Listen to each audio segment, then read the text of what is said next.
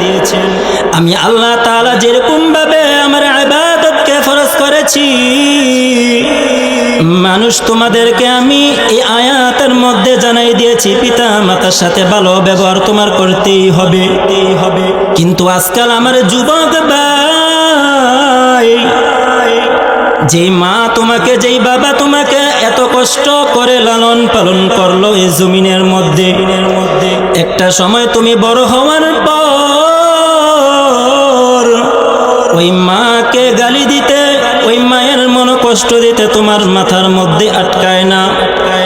বাবার খোঁজ তুমি নেও না, ওই বাবাকে তুমি কষ্ট দিতে, কোন সমস্যার মধ্যে ফেলাইতে তুমি একটাবার চিন্তা করো না রে সন্তান।